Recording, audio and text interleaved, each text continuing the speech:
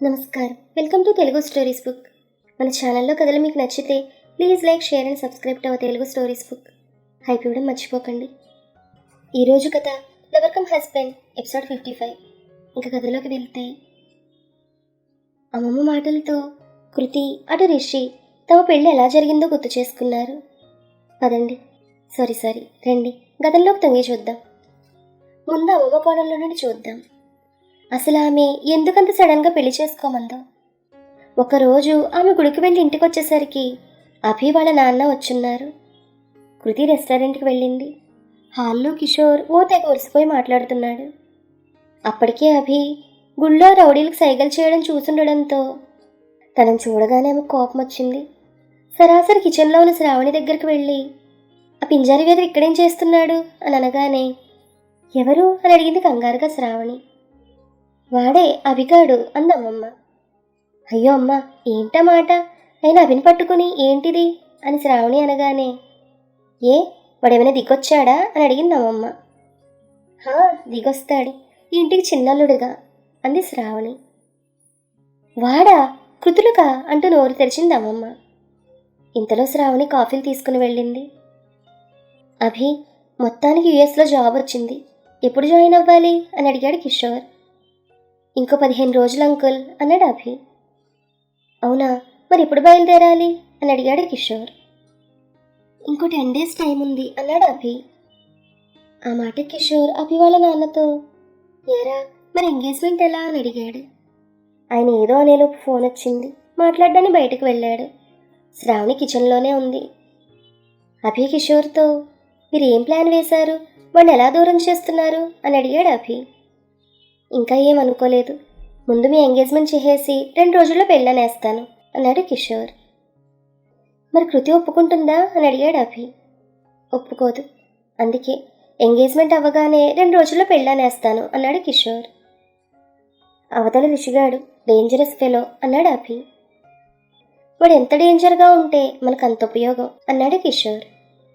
అర్థం కాలేదే అంటూ బుర్రగొక్కున్నాడు అభి. వాడి కోపం ఆవేశం ఎక్కువ, మనం అవి రెచ్చగొడితే చాలు, వాడు ఏం చేస్తాడో కూడా వాడికి తెలియదు, నాకు అదే ఆయుధం అన్నాడు కిషోర్ అభితో. ఇంతలో అభి వాళ్ళ నాన్నొచ్చి, ఏంటి ఇందాక ఎంగేజ్మెంట్ అంటున్నావు, అయినా పెద్దది సుప్రజ ఉండగా చిన్నది సుకృతికి ఎంగేజ్మెంట్ పెళ్ళంటే నలుగురు నవ్వుతారు, అసలు అది పద్ధతి కాదన్నాడు అతను.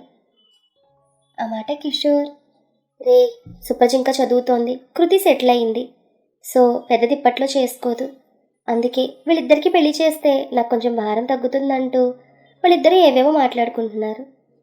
ఆ మాటలు విన్న అభిమానం వెలిగిపోతోంది. కృతి నాది.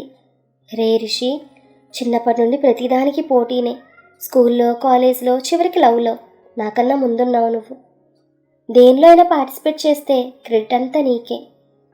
స్కూల్లో ఇద్దరం బ్యాడ్మింటన్ ఆడితే నీకే, కాలేజీలో మిమిక్రీ చేస్తే నాకు చప్పట్లు కొట్టారు, నువ్వు డ్యాన్స్ చేస్తే నిన్నే మోసారు. ఆ రోజు కృతి నాతో మాట్లాడుతూ నిన్నే చూస్తోంది.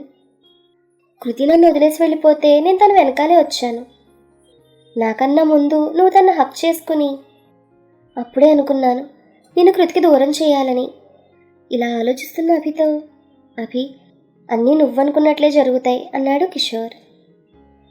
అందుకే మీకు ఎప్పుడో ఒక విషయం చెప్పాను, రిషిని ఎవరైనా పొగిడితే కొంచెం గుర్తెట్టేసుకోండి అని చెప్పాను. చెప్పానా, నేను చెప్పానా మీకు? అసలు వాళ్ళిద్దరి వెనక ఎవరెవరు గోతులు తీస్తున్నారో ముందు ముందు అందరి గురించి వస్తుంది. ఇంతలో కిషోర్ శ్రావణ్ని పిలిచి, ఇంకో 4 రోజుల్లో కృతికి అభికి ఎంగేజ్మెంట్, అప్పుడే తనకి చెప్పకన్నాడు కిషోర్. సరేరా, మేము ఇంక బయలుదేరుతాం, మా ఆవిడతో మాట్లాడి ఏ విషయం చెప్తాననేసి వెళ్ళిపోయారు అభి వాళ్ళ నాన్న.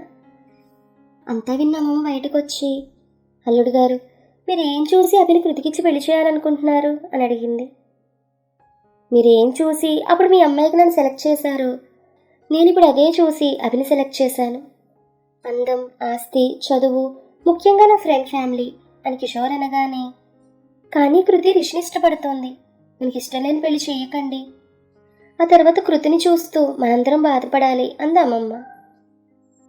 ఆ మాట కిషోర్, మీకు తెలియని ఒక విషయం చెప్పనా, కొందరికి ప్రేమ ఇష్టంతోనే ఆగిపోతుంది, కొందరికి అది ప్రేమే అని తెలిసేలోపే ఆగిపోతుంది, మరికొందరికి ప్రేమ పెళ్లి వరకు వెళ్ళలేక ఆగిపోతుంది.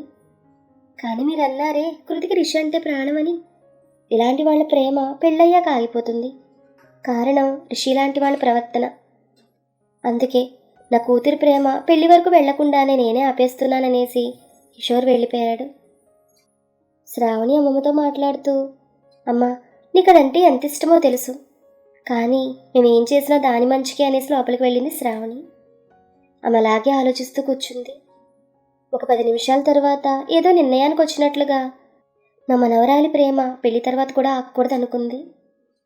ఇంకా కృతి రిషి కోణంలో చూద్దాం. ఆ రోజు సాయంత్రం 4 గంటలకు కృతికి అమ్మమ్మ ఫోన్ చేసింది. కృతులు, నువ్వు రిషి సాయంత్రం 6 గంటలకు పార్కుకు రండి, నేను ఎదురు చూస్తూ ఉంటాను అంది అమ్మమ్మ. కృతి రిషికి ఫోన్ చేసింది. ఏంటి బుడ్డోడా, ఈ టైంలో నువ్వు బిజీ కదా? అవును నాన్న, ఫుల్ బిజీ. బట్ అమ్మమ్మ మన ఇద్దరిని ఎందుకో మన పార్క్ దగ్గరికి రమ్మంది. ఏ టైంకి? 6 గంటలకి. అయితే ఓ పని చేద్దాం, 5:30 కల్లా వచ్చేయి. ఎందుకట? ఏ చెప్తే గాని రావా? వస్తాను. ఇద్దరూ 5:30 గంటలకల్లా పార్క్లో కలిశారు. లోపలికి వెళ్ళి కూర్చున్నాక కృతి రిషిని చూస్తూ, నువ్వేమో శుభ్రంగా స్నానం చేసి ఫ్రెష్ యాపిల్లా వచ్చావు, మరి నేను మార్నింగ్ నుండి వర్క్తో అలసిపోయి మగ్గిన టమాటాలో వచ్చాననగానే రిషి చుట్టూ చూసి కృతికి దగ్గరగా జరిగి నాకు మగ్గిన టమాటా ఇష్టమంటూ బుగ్గ మీద కొరికాడు. అబ్బా అంటూ కృతి బుగ్గరుద్దుకుంటూ, ఇందుకేనా అరగంట ముందు రమ్మన్నావు అని అడిగింది కృతి. రిషి కృతి భుజం మీద చెయ్యి వేసి, చిన్ను అసలు ఎక్కడే నన్ను పట్టించుకుంటున్నావు నువ్వు? నెలకు మనీ ఇస్తావు, అడగకుండానే అన్నీ కొనిస్తావు, అంతేకాని అయ్యో పాపం నా రిషికి రొమాన్సెన్స్ ఎక్కువ, రోజూ వెళ్ళి 2 కిస్సులు ఇద్దామనేదే లేదు.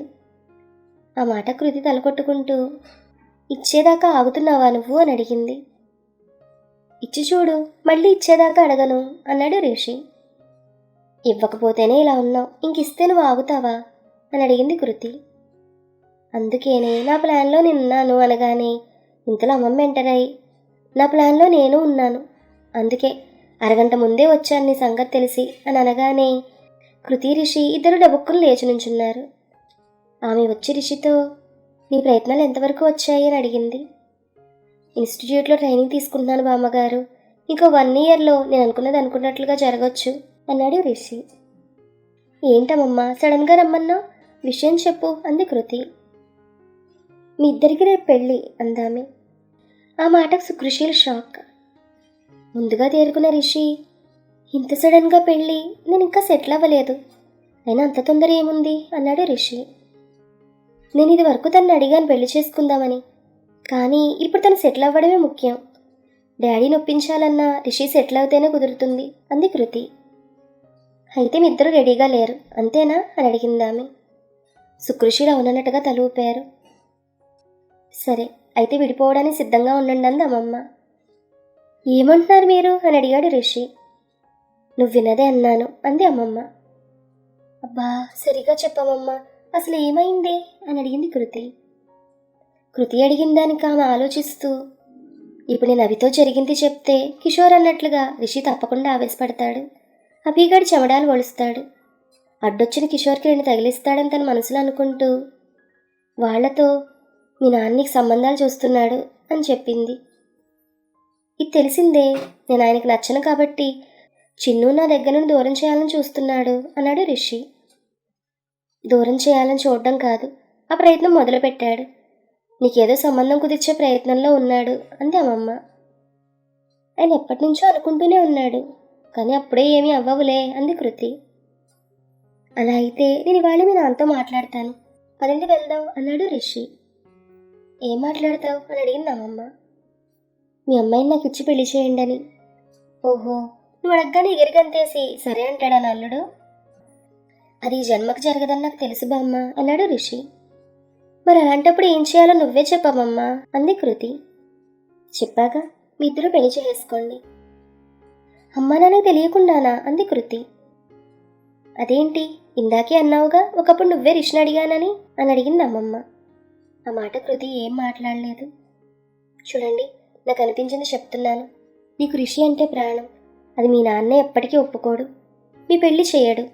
అలా అని రిషి మీ నాన్నతో మాట్లాడడానికి వెళ్తే తనకు మిగిలేది అవమానమే. కాబట్టి మీ ముందున్నవి 2 దారులు, ఒకటి, పెళ్లి చేసుకుని మీ నాన్న ముందుకు రావడం.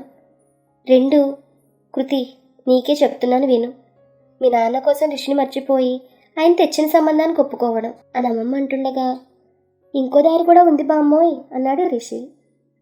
మరి రిషి అన్న ఇంకో దారి ఏంటనేది మీరు గెస్ చేస్తే కామెంట్ రూపంలో తెలియచేయండి. Keep listening. మరొక మంచి ఎపిసోడ్తో మళ్ళీ కలుద్దాం. ఈ కథ మీకు నచ్చితే please like, share and subscribe to our Telugu stories book. Thank you.